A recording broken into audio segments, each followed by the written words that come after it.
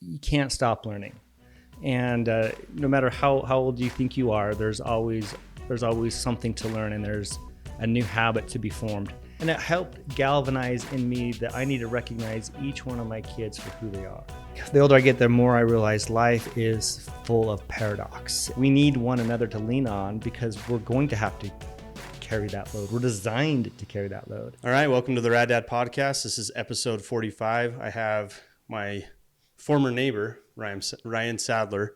This is the first episode back in a long time, a long break. We were about to launch season 2 and the studio flooded, as many of you know, but we're back.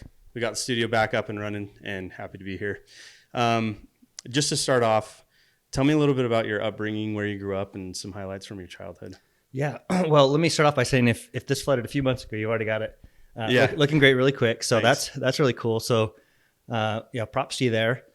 In my upbringing, I'm kind of a central or kind of a Salt Lake Valley guy. I grew up in kind of the Taylorsville, Murray area for a long time. Parents divorced, moved out to West Valley for a little while, went to like Kennedy Junior High. Hunter High School is where I graduated, alma mater. So Hunter Wolverines, what's up? And then after that, moved back to West Jordan with my dad for a little while. Spent a lot of time in West Jordan there with a lot of friends. And then ultimately met my wife, got married, and moved back to Murray. So spent some time again in Murray, West Jordan, and then to Fairview. But ultimately grew up in the Salt Lake Valley and in the canyons on the slopes. Yeah, that's awesome. What do you remember? What's like a trait that you remember seeing your dad show and you're like, I want to be like that? Okay. Yeah. So my dad is not like most guys' dads. I grew up with a guy that is a Vietnam vet. I think that's fairly typical for guys my age. A lot of guys served in Vietnam. My dad is a Marine. He was on the front lines and very devoted to taking care of the guys around him. Always has been, very service oriented. Is wounded several times, but ultimately steps on a landmine, loses a leg, and they actually amputate his leg on his 21st birthday. So I grew up with a dad that never parked in a handicapped spot.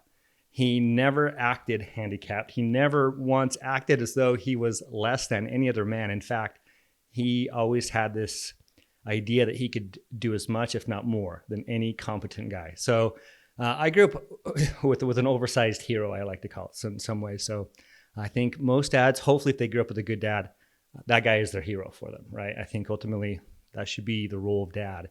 And my dad, was just because of that experience and now that I'm 46, I have 7 kids of my own, and seeing and going through my own personal trials as a dad, as a guy, right? Just as a person, I have a lot of love and respect and empathy for my dad and the things that he had to overcome, knowing the challenges that he endured and went through. So maybe sometimes in my life I was a little angry about things, but like looking back, and I'm like, man, how grateful am I for that kind of a guy that helped shape me and give me the kind of the identity and the fortitude that I have now. Yeah, that's awesome you mentioned that, because one of the things that really caught me off guard when I became a father is those feelings.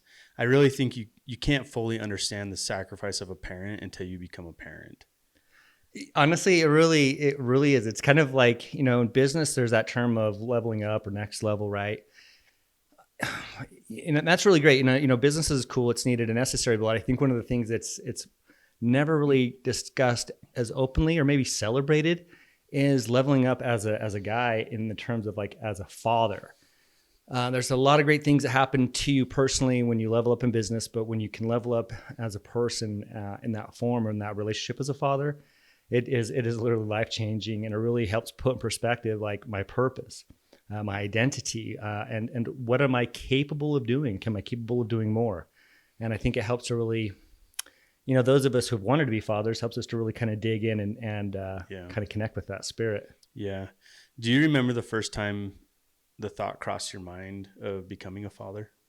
Oh my, yeah. I was probably, it was early. So I grew up, parents divorced, and it was a pretty messy divorce. Both parents came into the marriage with a lot of baggage, without a lot of ability to understand how to resolve some of those challenges and trauma. But I remember being a young kid, seeing my family kind of falling apart around me. I have a younger brother that's about 2 years younger than I am, an older brother about 10 years older.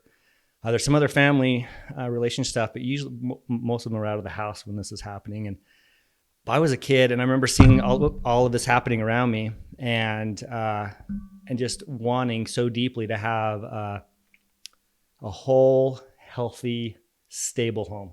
Mm-hmm. And I remember like thinking to myself, just as a young kid, like, I don't know, age wise, probably around 8, 7, 8, pretty young, how much I wanted to be a dad that had, the stable home, that had great relationships with his kids, that helped see the kid or see the person as an individual, right? Not to have them kind of fit a mold. I saw that happen in my life too. Like if you didn't fit a certain mold, and we kind of maybe get to cultural stuff too, that growing up kind of LDS too, there's a lot of molds we're supposed to fit. So I kind of felt like I wanted to have that freedom, and that gave me that perspective, having that experience as a kid growing up.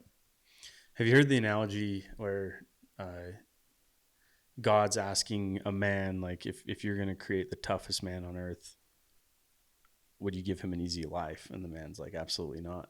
And God's like, well, what would you put him through? And he said, if he's going to be the toughest, the greatest man on earth, he needs to go through the hardest things. What are some hard things you went through that prepared you for fatherhood? Yeah, good question. I think one of them was that just seeing, I think as an early age, some of that trauma seeing my parents go through that divorce and the effects on the family. And then I think just going through life too, it's like, I really have to trust the process, and, kind of going back to kind of God. And it's like, I believe that there is a massive creative force, God, we can call him a lot of different things. And there's a lot of faith I have to exercise, saying like, if he put me into this, this environment, in this situation, this time, I kind of need to trust that process and let that play out a little bit. And, do you remember that in the moment though? Because I feel like it's so hard to remember that in the moment. And honestly, it's really cool too. I mean, this is one of those things. It's like, I really enjoy, like, you can't stop learning. And no matter how old you think you are, there's always something to learn, and there's a new habit to be formed. And I think, sorry, I just kind of lost my train of thought in that from just a moment. What was your last statement real quick? Sorry. What trials has God put you through to prepare you for fatherhood? Oh yeah. So just trusting but just like everything you're going to pick up or go through in life, it's like, it is there to prepare you for that. Right. And I think the hard part for us as individuals and as guys, right, I'll speak from a guy's standpoint, is like letting go of the anger and reconciling ourselves to what we experience, and saying, I can be a victim to this mindset, or I can be an author of my future. And I think sometimes making that transition from kind of that victim mindset or into the, I can actually drive my future. I can make the decisions. I can have a beautiful future, even though my past wasn't so great. Right. Yeah. 7 kids. 7 kids. Awesome. Did you know what you're getting into? Did you and your wife have this conversation, or was it just one kid at a time? She teases. I think when we first dated, I said I wanted like 8 kids. It was more kind of just like a shock value, I think, when I said it back then. It's like, I just wanted to have a big family. I knew that. Yeah. And, if that, I also know too, that like that, I was making a statement like that before, we had even attempted to have any children. And so I know fertility for some women can be a really challenging thing. So back in my mind, I wanted a big family, but I also knew that realistically, it might end up with, 1, 2, 3, 4, and whatever that number was, honestly, I was going to be 100% happy with. Right. But somehow it ended up at 6. We thought we were done at 6. And I was at that age where a lot of guys decide to have the procedure, we like to call it. Yeah. And I actually had the procedure. My wife had a dream that night they were going to have a baby, and she thought, "What have we done? We've ruined God's plan for us." And lo and behold, we were pregnant. She was pregnant, and number 7 was there, and we just kind of knew, like, we're done. So 7 it is, and 7 I wouldn't have it any other way. So tell me about the mind shift that goes through each kid. Because we have 2 kids, and like, having your first kid's life changing, but then having a second kid, it's like, I didn't think I could develop as a husband and father more, but in some ways you're forced to because there's a lot more demand, and good fathers step up to that role. But just tell me about the shift that you've had in your mind, going through each kid. Honestly, I don't really know that I thought about it too much, Jace. You're a very deep thinker. I don't know that I think as deeply as you do. Just kidding. No, but yeah, I mean, 1 to 2, it was like, it's definitely a shift. And like when my wife told me she was pregnant with our first, it's like, okay, now it's like a you and me thing. And now we're introducing something into a you and me thing, but it's still a you and me thing, and then somebody. It's kind of like this third wheel a little bit, right? With this new little person. And number 2 changes that dynamic. It's like all of a sudden it's not a me and you thing, kind of just, it's like, okay, now we're kind of more of a family. Number 3 definitely a little solidifies that. And honestly, by the time, like for us, by the time we had number 4 rolling around, it was like, I felt like we had a pretty good foundation. We had a pretty good feeling for what we were doing, at least what we thought we were doing, right? Yeah. Nobody really knows what they're doing. Yeah. We didn't, just doing our best. But things seem to be working out. And so that's what we kind of trusted that process, if that makes sense. So, and then, after that, it just kind of just kept moving along. But the perspective is what really is, it does change because and you've noticed this too, it's like the personality with each kid. If you have children, each personality is so different. And in some cases, it can be literally like wildly different, right? I have a funny example I like to use all the time. Growing up, just as when I was a young kid, early teens, junior high school, I just did not like guys that wore big gold jewelry. I thought it was like kind of gaudy and not like cool. I thought they were trying to be like too showy. And I was never that kind of a guy. I was, but I just never liked it. I honestly quite turned off by it. And it's interesting that my oldest son, Jackson, which I love and adore, one of the greatest guys I've ever met. Sorry, let's get emotional of him a ton. And it's funny that I had this thought about this, right? It's like he started one day when he was an early teenager, he was sporting a wife beater and came out with a big gold chain on and loving the way he was looking. And I had that impulse inside to like, hey, dude, and I had to like constrain myself. And this is such a beautiful kind of a point, TJ said. I appreciate bringing this up. Jordan Peterson talks about, he makes this really beautiful distinguishing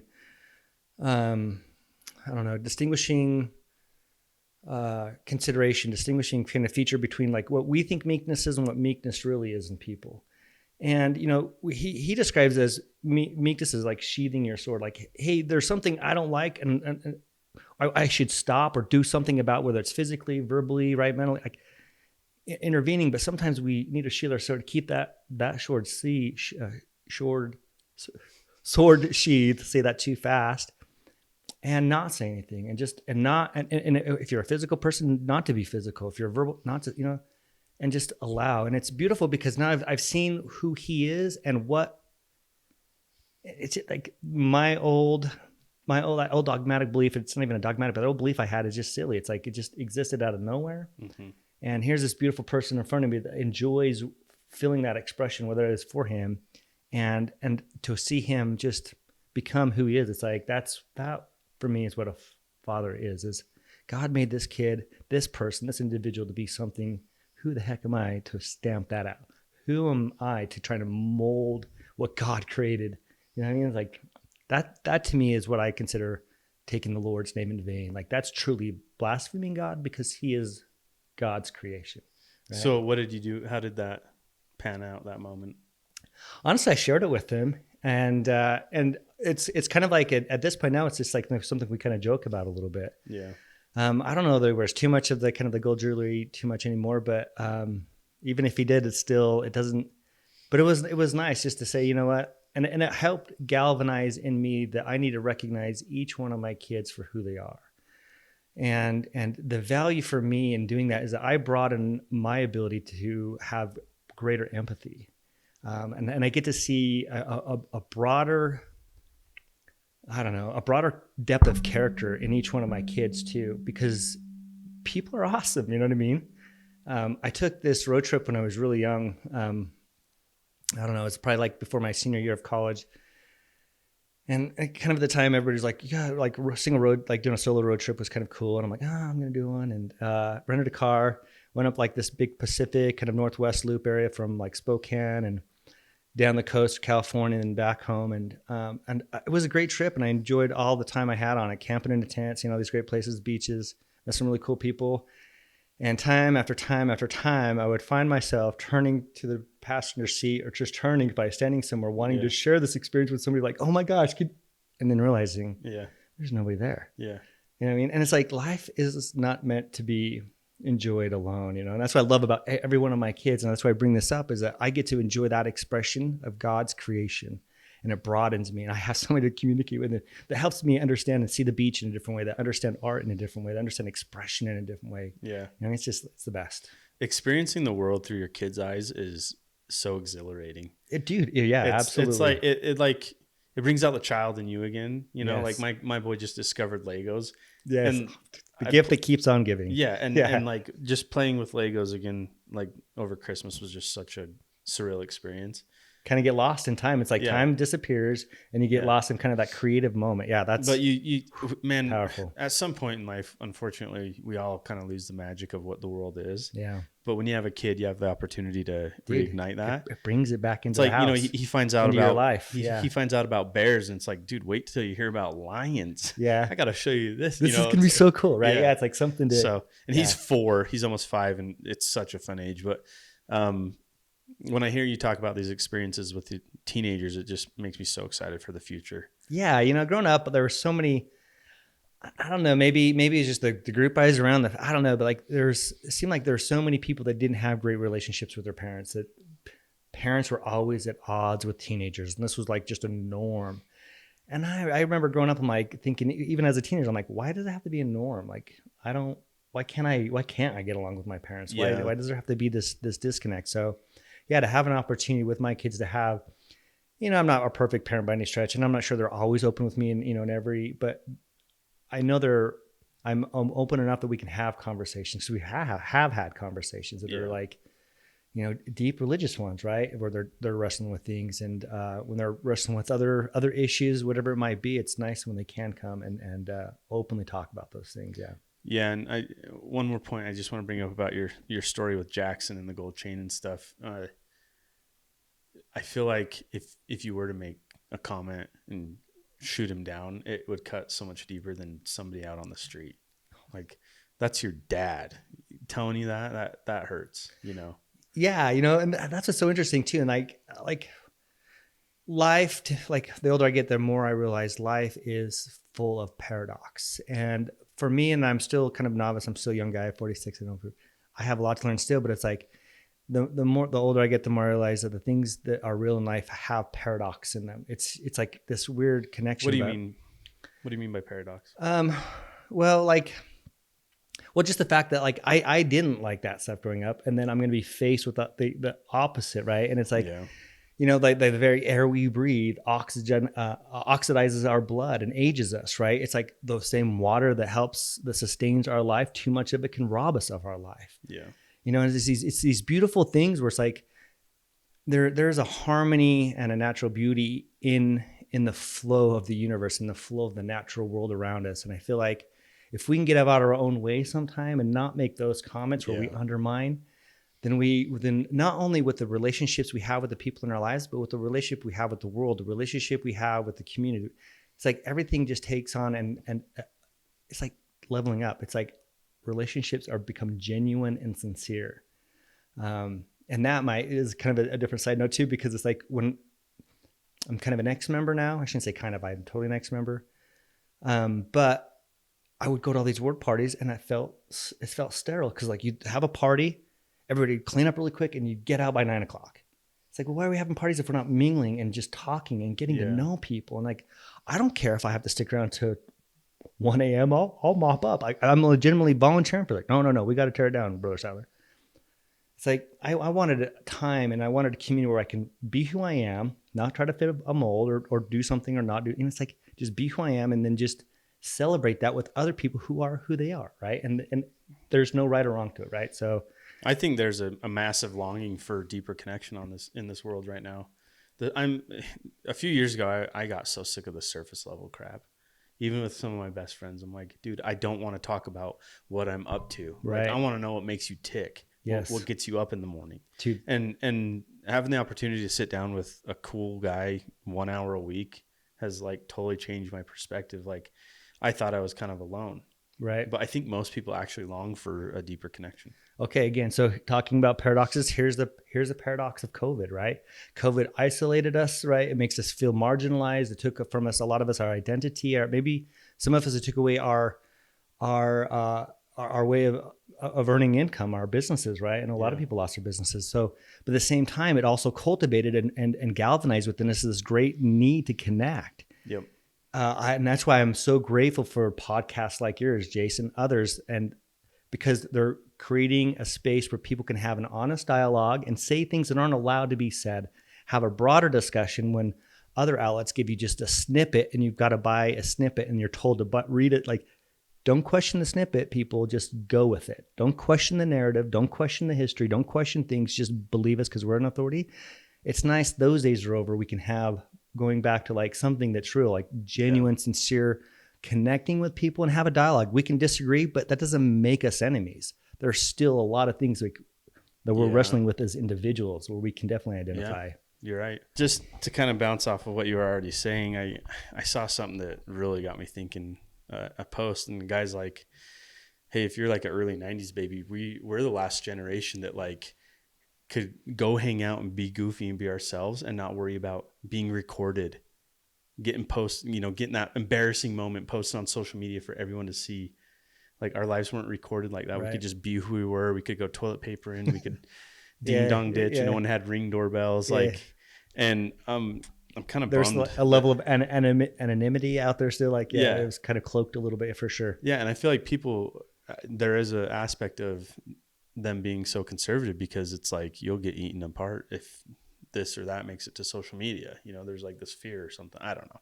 Right. But yeah, I'm kind of bummed that Lincoln probably won't have those experiences the same that I had growing up, and just being rambunctious teenagers. Yeah. But I don't know. Yeah. We'll see what happens. Yeah. Trust the process. Like, that's the thing too. It's like I'm learning to be I'm not a healed, but like what's the word? There's a word I want to like, not repentant. Anyways, I've overcome like this mindset of Armageddon's happening. End of the world, prepare, like everything shutting down. Yeah. And I think it's really good though too, because it's like even when things like don't go our way, and if the world were to shut down, like the sun still rises, we still have to get things done one way or the other. We're still going to have to work. We're still going to have to work together, right? And it's like this idea that things all just kind of collapse and are all done. It's like, and it's such a like a negative, limiting mindset to be kind of trapped in that, right? But it's on the flip side of that, it's nice to say, I'm part of a group of people that are working towards a better future, right? Yeah. And working towards healthier relationships with each other. And honestly, too, it's like if you listen to RFK Jr., you may or may not be a fan of him, but what he's saying is beneficial for our health. I mean, getting rid of like the fluoride in the water, like some of these initiatives, like, yeah, awesome, right? We need people that are moving the needle forward. So, yeah, it's like those conversations are happening. They're happening in mass, and spaces like this allow all of that to happen. Yeah. Talk to me about what changed in you from you had a daughter first. Correct. What was that like, having a daughter first? Do you feel like it softened you up, or more compassion? You share your experience and I'll tell you my thoughts. Oh yeah. Well, I'd love to hear your thoughts. Yeah. I mean, it was cool. I grew up with brothers. Through marriage, I had a stepsister, somewhat close, but it wasn't like a real, like, I didn't feel like a real brother-sister bond there. And plus we're pretty much kind of the same age too. So great gal though. But having a first daughter was really, really awesome. It allowed me to really kind of start seeing things from a kind of a different perspective, right? Kind of going back to what you're saying about your son not having that, growing up in that kind of that world, right? It's like, trust the process, because what he's going to grow up in is going to be okay. But also at the same time, it's like, yeah, he's not going to have that experience. he won't know what it's like, but it's like, that's kind of what it is. Having a daughter puts me as a man in a space where it's like, I've never had to know what it's like to identify as a woman in terms of like feeling safe, being around safe guys. Like it was always guys. I was always a guy. I was around guys, and my dad, like, I went on dates. I wasn't worried. My dad wasn't really worried about my safety, you know. And the older I get, the more stories you hear of horrible men, it freaks me out. And so, yeah, it changed me in the sense that I am way more alert, and I want to cultivate in my daughter a deep sense of respect for herself, love for herself, and acceptance, so that she's not trying to go out there and like seek it from all the crazy types of wrong dudes that are out there in the world, and there are a ton of them, right? So it definitely changed how I saw things. Yeah, I saw like a comparison to that. There was like this guy, he's like cooking his daughter like the most gourmet ribeye steak you've ever seen, so that when she goes out on a date, she's not going to be impressed by some dude's cheap steak dinner. Yeah, you know, exactly. Like her standards are high. Yeah, so that's awesome. I completely agree with what you said, and what I noticed it changed in me, because I had a boy first, and I know boys. I have 3 brothers. We grew up doing karate, rough and and tumble. You know, I know that. Mm-hmm. And I have a sister too, but she did karate. You know, like we were all just rambunctious, but kind of how it is. Yeah, I get it. Yeah. But when I had a daughter, I feel like it woke up this like barbaric need to protect. Yeah. You know, just this primal need to protect her. And of course I'm going to protect my family always, but like it was different with her when she was born. Something different clicked. Yeah. So I don't know. She's almost 2, and she's crazy, but just the biggest personality. And I'm so excited to see where life takes her. Well, yeah, Well, girls are awesome. And at the same time too, it's like, that's the vulnerable spot for me as a man too. Is like, here's this beautiful guy, and I'm going to trust some other guy is going to like come along and take care of her. Right. You know, or at least treat her as well as she should be treated. Yeah. But talking about kind of that warrior spirit, yeah, I think absolutely. I'm so glad you brought that up.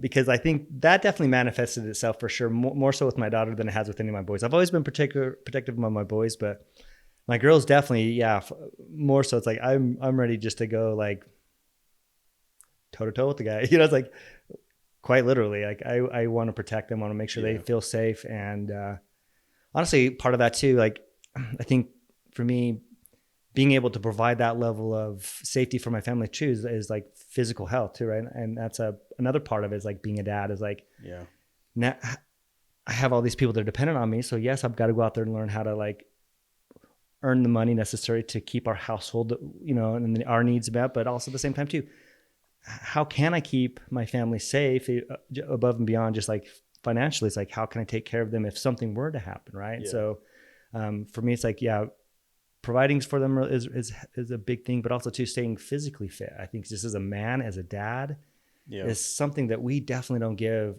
enough time for ourselves. I know a lot of guys out there, we don't give any time for in a lot of cases for, you know, physical inactivity. But so I'm not sure if you're going to bring that up or not. I want to just throw that out there, but it is kind of an interesting point. But just going back to daughters and just feeling like that need to protect, and that warrior identity. Well, I'll just roll with what you said. I think fathers have all these different responsibilities and things that they need to handle, right? And I think a lot of times, honestly, every time in every person's experience in fatherhood, we put something on the back burner. Very often that is our physical health, our spirituality, our emotional health. Yeah. And these are all things that I think we can find balance throughout years, maybe not days and weeks and months, but I think throughout years, I will have balance emotionally, spiritually, physically. Right. I may not have it now. I don't have it now. Yeah. But at least I'm aware of it, and I will try to find that balance. Right. And I think that's something we have to kind of learn as guys. I had to learn as an individual myself. I think culturally too, I think there's so much emphasis that it's put on empowering women and girls, and which I totally agree with. Mm-hmm. That sometimes the conversation with the guys and boys is lost or is never had. And so there's a lot of guys out there that don't realize, or maybe they don't realize, but they just don't feel like they're important enough. Like their identity, their role, they're not important enough for themselves. They're not going to tell their wife that. Right, exactly. You're not, right? You're going to support them. But here's the thing is if you don't support yourself, nobody else is. And that's the reality. And I think that's the hard truth as a guy is if we can learn that about ourselves, it's like, and that kind of underscores why I like the podcast and why I want to support other strong men, which is we need one another to lean on because we're going to have to carry that load. We're designed to carry that load. And we're designed to be I don't know that like I would describe our role as a traditional patriarch in the sense of the way that a lot of the world views it today, but like there is a role that we play and it's a big damn role if I can say that. And we should be showing up in such a way that we are not leaving our whole household duties to our wives, right? To drive things. And we're kind of just sitting in the driver's seat. We should be, engaging in physical activity, engaging in the community, whichever way that looks, in meaningful service, right? Stuff that is really driving the benefits of others forward, right? Yeah. I remember a few years back, I'd gotten to know your family a little bit, especially Jackson and Will. Will came over with a few friends and I was like, hey, what are you guys doing this weekend? And he's like, oh, I'm going out to Fairview. We're building a house. I'm like, what do you mean you're building a house? He's like, yeah, my family, we're building a house to live in. And I was like, that is so dang cool. Yeah.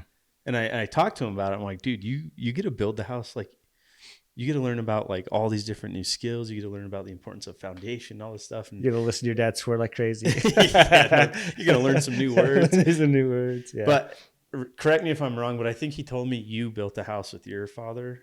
Yeah, I grew up with the dad, right? So going back to this guy that no leg, right? And he's just this mentality. He's got prosthetic leg, multiple knee replacements in the good leg, right? He's just in the good leg, right? And the leg crazy. He has left, right? So yeah, he's literally built 2 of his own homes, like himself, and he's remodeled multiple homes that he's purchased.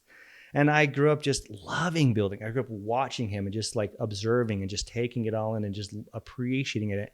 And then and growing up too and just learning more about how my mind works. It's like that's who I was designed to be as a designer and a builder, to see how things work, to replicate it. And then we're all artists too, I believe, right? And then there's the way that we express that in the world, right? And everybody expresses it differently. Architects, designers, podcasters are all different. We have this expression that I call art, and it's done in different ways. But yeah, I grew up with the dad building houses, and it was fun to be able to have that kind of a similar experience with my boy. Fortunately, everything kind of aligned, and they were just old enough, right? Yeah, that it worked out really well. Right, yeah, really well, and the labor, no, for sure. Yeah, honestly, they kept me going because their energy too. It's like I'm an older guy. It's like it was nice to have that youthful kind of that zeal again, man. I forget, man. Like I don't have that same energy I used to, So it was definitely helpful. What did your family learn from doing that, and what type of satisfaction do you feel walking in the front door? What are our family like? I like swear words, Jay. So I'm gonna say, go for it. Our family learned how to do hard shit, and we knew how to work hard before that. But this is if you haven't built a home, I mean, it's another level of actually digging in, and I mean that pun intended, right? I literally dug the hole myself with an excavator. I mapped it out, and laid out the lines, dug it. I poured my own footings. We put on our own sewer lines. I put in my own septic tank and filled.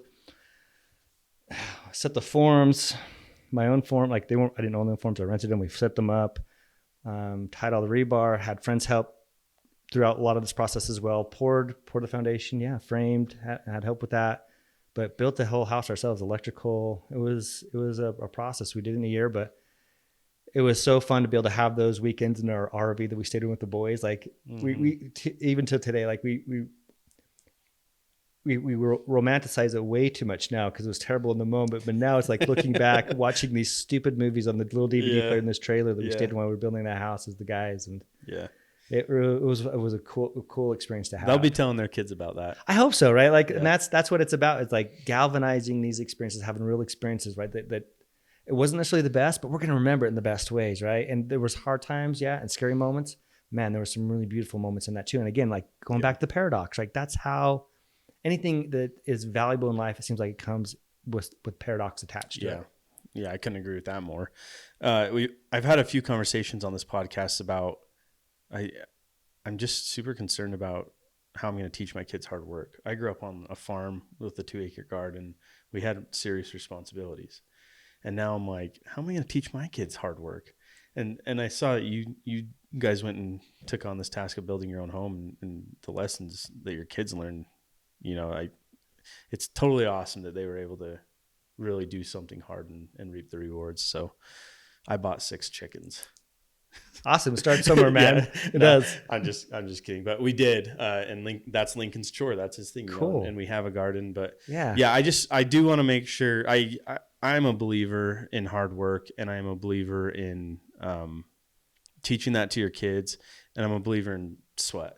Yeah. I think physical labor, whether it's through fitness or work or whatever it is, I think being active, sweat is a great therapist. Exerting yourself occasionally or Yes. on a consistent basis. Yeah, absolutely. Yeah.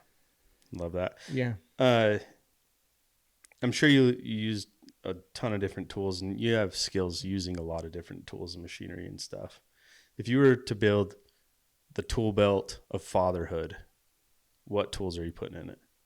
Tool belt of fatherhood. Wow. Did I stretch that one too that's far? Well, I don't mean like the tool, like now I'm going to kind of lean back on a lot of the lessons I've learned probably in the professional world. Right. I remember reading the 7 habits of highly effective, or the 5 habits, 7 habits of highly effective people. Went through the training, actually did the like 3 or 4 day training on that too.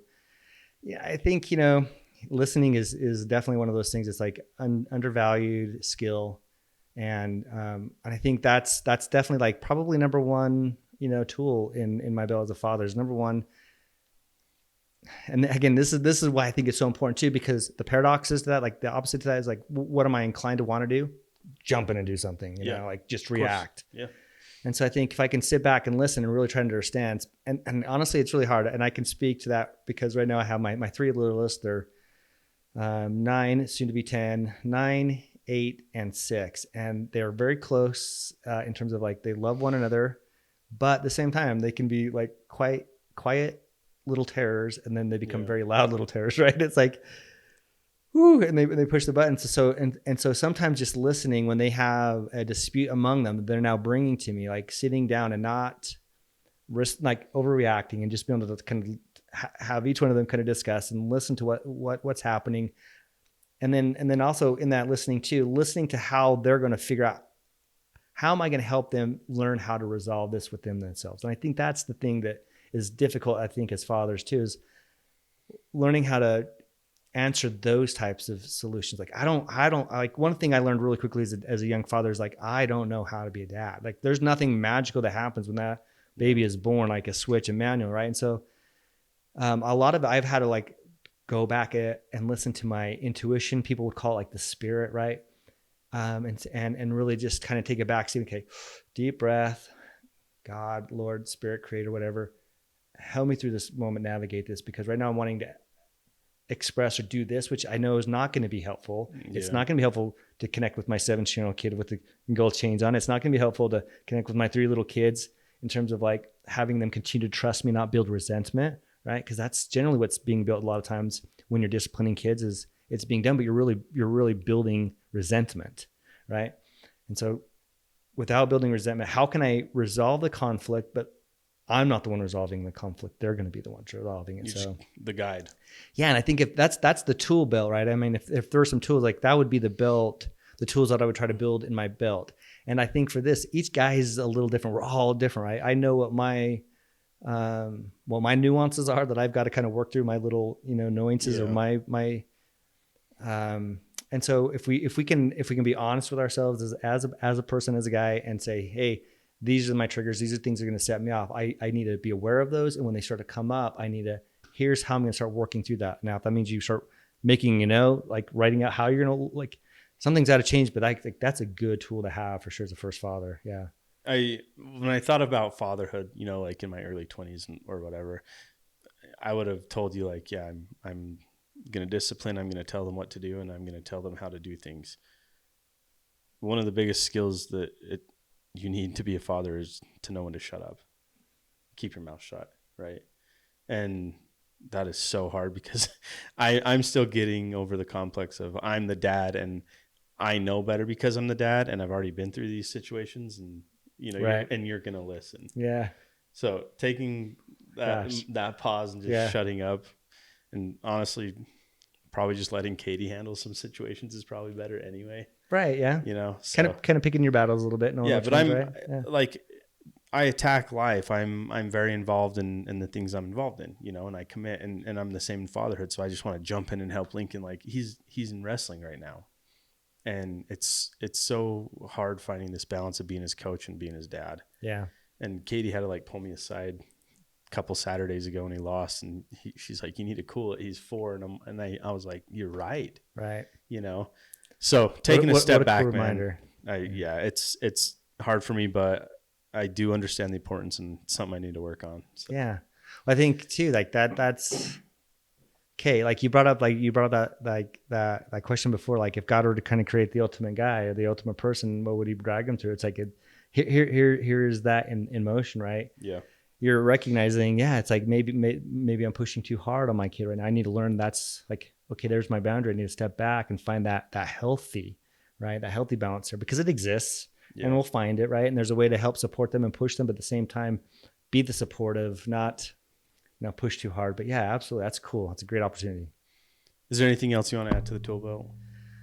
Well, I think it's funny. You can quick fire things if you honestly want. too. Well, my poor son Jackson, he's just the oldest, so we learned so much together, Jackson and I. Yeah. He bought a new car recently, and again, I went through this when I was his age, wanting to buy a really cool car. My parents were like, don't buy a cool car. Yep. You're gonna wreck that cool car. Yep. Something's gonna happen because you're an idiot. And you're a teenager, and we're gonna wreck our first car. Guys just wreck their first cars. Most of us do. If you don't, you're definitely unique. Had his heart set on this really, really cool car.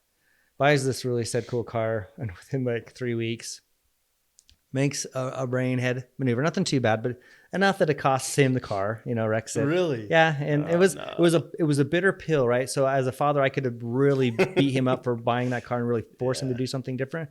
Yeah. And this is what's so kind of beautiful about what God does too. This is what about our Creator, is that He sits back and lets us learn. He lets us learn the hard lesson. We need to learn it, but then He's there to support us out of it, right? And that's my role as a dad, right? It's to say, hey, here's my guidance. You asked. Okay, you went a different direction. No worries. You're a guy. You're a person. You're going to learn, and maybe you handle this really well. Come to find out, it's pretty normal to wreck your first car if you're a guy, right? He's pretty normal in that regard. And to sit back and watch him just have to kind of painfully go through that. It was hard for me as a dad to watch him go through that suffering and the loss of that car, and honestly, more so the decision that led to it, right? And that's what he struggles with even still to this day. Now he's driving a not so cool car, but now it's a car that's like, it's the priority is not the car, it's and so, but those are the lessons we learn along the way as God builds us and as we learn and develop, which is what I think, I had a paradigm shift a few years ago as I kind of had my deconstruction of faith.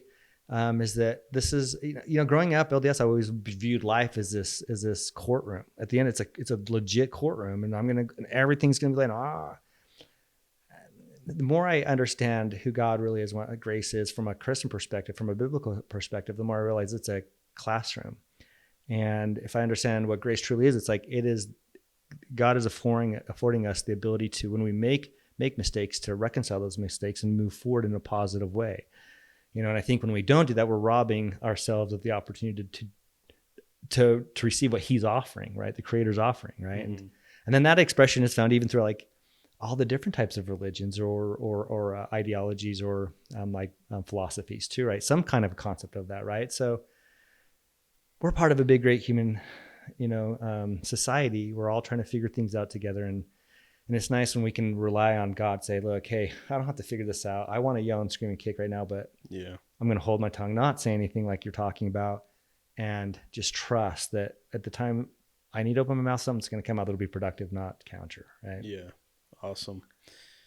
So with 7 kids, being a business owner, being a husband, how do you find time for yourself?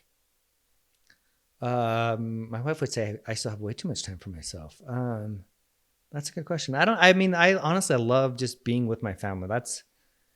I recharge my batteries by being with my kids. I like being with my family. So I may be a little different. I don't know if all guys feel that same way. Now there's times, don't get me wrong, it's nice to be out just with the guys and or with my brothers or whatever and just having that time. But I'm finding more and more when I'm going out and doing that, I'm bringing my sons now. Yeah. And it's like I enjoy being a family man. I'm definitely a family man first, kind of like entrepreneur second, kind of business owner or whatever, like a creator second, third, right? First and foremost, from the time I was a little kid, it's like I wanted to be a dad, and the dad I am, and it charges my batteries. And honestly, it's like, yeah, I don't really have to find time for it because it's just my world. Yeah. I love it. Have you ever fought through self-doubts? All the time today, right? That's why I go to the gym every morning. You know what I mean? Yeah. That's why I read books like Power of Awareness or anything that's going to help me keep my thinking, my thoughts, right? That are forward thinking, right? I think part of isolation, I think a lot of if you're consuming a lot of media, part of that is like, it's a lot of negative information towards men, a lot of negative, right? Stereotype, and so I've removed myself from pretty much all that stuff. And I try to put myself, because I struggle with that a lot. And how fast are you able to catch yourself though? So if you let it churn and stew, that's when it gets dark. It gets dark very quickly, right? So it's kind of a sliding scale. So if you were to say, 3 years ago, like coming out of 2020, I was really, really struggling, like trying to come out of out of that space, right? When a thought would come in, not to have that anxiety just drown me, right, in that concern. Mm-hmm. Today, I'll have those same feelings, and I've learned the techniques. I've enacted the habits that to help me quickly know that it's just a feeling and it's not reality. Yeah. And then I can check it against reality very, very quickly. I was meeting with, I guess you'd call it like a therapist, a counselor, a coach.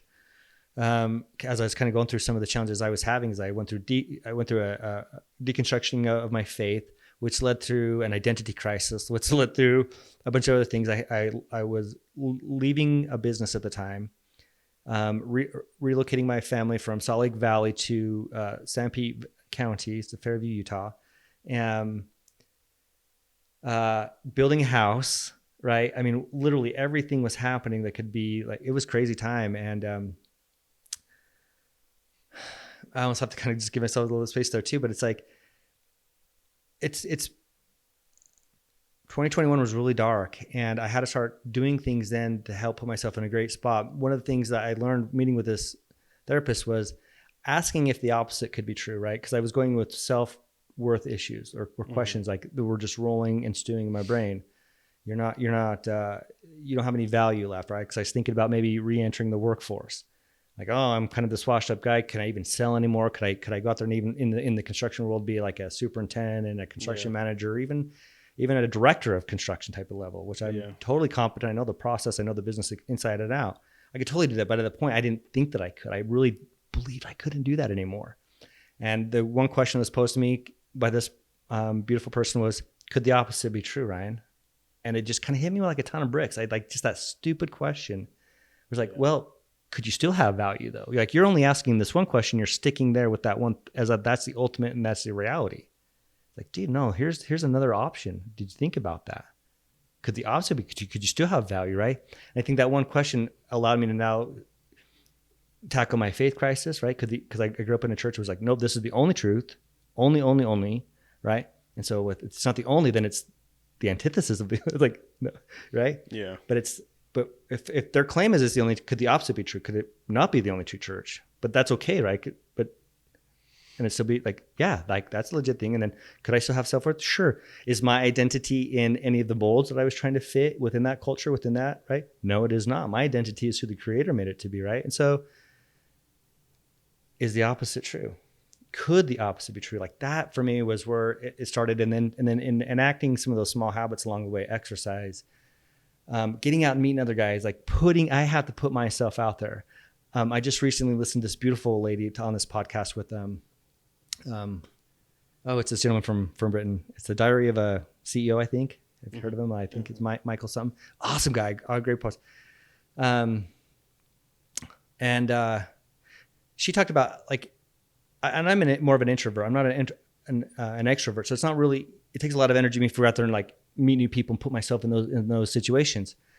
And she said, but it's really simple for guys like, or people like me to find more friends. Like all you have to do is just like other people. It's like simple. It's like, hey, remember somebody's name, say, hey Kevin, how are you today? Or hey Susan, right? Or Jace, how are you today? It's like what they found. I guess there's a study they reference, and it's like the most likable people end up being the people that just end up liking the most people. So if you end up liking the most people, you're probably the most liked person in school, in high school. And I'm looking back and all the guys that were very liked in the high school I went to, and they were liked because they liked everybody. Like they weren't jerks to Pete. Like, you know what I mean? Yeah. I was like, oh, that recipe's simple. I can follow that recipe, right? So yeah, it's like, getting out and I think trying to find and meet new people, liking other guys. Like sometimes it's hard because there's so much competition. We're raised in this really highly competitive world, which is weird sometimes. I'm like, I'm done. I don't want to compete with you guys. I just want to get out and meet with Jace. I don't need to compete with Jace. Yeah. He's a cool dude. He can have way more money than I have. That's cool. He can have way. I'd still like to hang out with him though, right? It's like, it's cool. I'd like to hang out with the guy. Or likewise too. It's like, yeah, there's a lot of good things happening in the world, right? And a lot of good conversations to be had. And anyway, yeah, not to go off too much in tangent there with you. So you have 10 seconds to talk to Ryan in end of 2020. What are you saying? Talk to the Ryan at the end of 2020. Oh man, like with what you know now. Holy cow. Okay, yeah. So 10 seconds. Stay the course. Believe in yourself. The other side is far more rich, meaningful, and real than you think is possible, especially if you grew up in our culture, right? It's like, if you're not in the church, like I think what did Wilcox just say recently? He said, like, if you're out of the church, what do you have? There's nothing else outside of the church. Like, okay, that's an absolute lie. I can say that, right? Life is beautiful and it's real. And so that's what I would tell myself in 2020, because I was really struggling with that, right? With my identity in the church and kind of making that exit. So hang in there, work through it. It gets better. And there's amazing life and opportunity on the other side of that, and real connection. Like I get to be like having a cup of coffee with somebody is one of the most beautiful things, really, honestly, ever.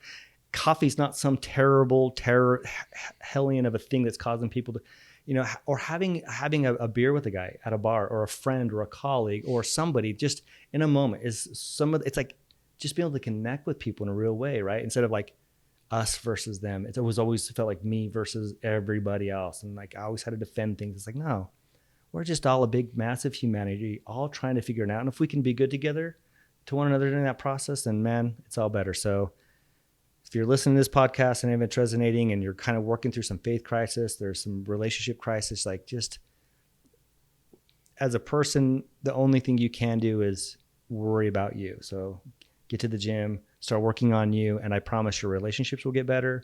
And I think the number one relationship that'll get better with in your life will be the relationship we have with ourselves, right? And that's what I've noticed with me. It's like the language that I use talking to myself has started to change from where it was in 2020, and to where it's at today. It's dramatically different. My family notices it. I notice it. I feel a lot different, right? And I feel like 2020 there was no future. It was all dark. It was all dragons. It was all snakes. According to, I'm a big Jordan Peterson fan, right? And so today it's like there's opportunity. It's a beautiful future, and there's and our God, our Creator, is beautiful, and He provides a way for all of us in the face of everything that's going to happen. And if I believe that, then man, what is there to really fear other than I just need to show up every day? You know? I think there's two mindsets we can make decisions as fathers, business owners, husbands. We can make decisions out of desperation or inspiration. And I can look back at times in my life where it's like I felt desperate. You know, and it's like out of desperation, I'm going to do this, and this is a gamble. When if my mindset would have been, I'm inspired to do this and take this next step, you know, could have had a different outcome. Right. Now, to my credit, I think the majority of the decisions I've made in my life are out of inspiration. And I feel good about that. But being around desperate people can be very dangerous. Right. Desperate business partners, spouses, you know, whatever it is. Yeah. If they're always making decisions out of desperation, I think it leads down a dark road. But I feel like you're a very inspired father and husband. I appreciate that. Yeah. Well, yeah, thank you. Well, to end the podcast, I ask all my guests the same question. And that is, if there's one message you want to leave with your family when you're no longer here, what is that message? Trust the process, trust the relationships, trust one another, right? It's like, I don't mean to get emotional, but it's like I've gone through my midlife crisis. I'm now I'm wrestling with that reality now. You know, as a young man, life is fully in front of you. I'm at the point now where I see life, I'm counting down now. And I start to really understand the value of making sure the people around me are in a healthy relationship with one another, and that like I need to continue to facilitate that if there's to be peace and goodness, right? Yeah. When I exit. So that would be the one piece of advice is like, look, just keep loving one another. That's what we've built, right? Yeah. I love that. Well, I truly appreciate you coming on the podcast and sharing your wisdom, stories, and just everything that you've learned. So thank you. Yeah. And I didn't even talk about my Army days yet. So maybe we'll have to do some more talking. I guess that's episode 2. Awesome, man. Cool. I appreciate you being here, man. You're awesome to sit and chat with. Awesome. Thank you.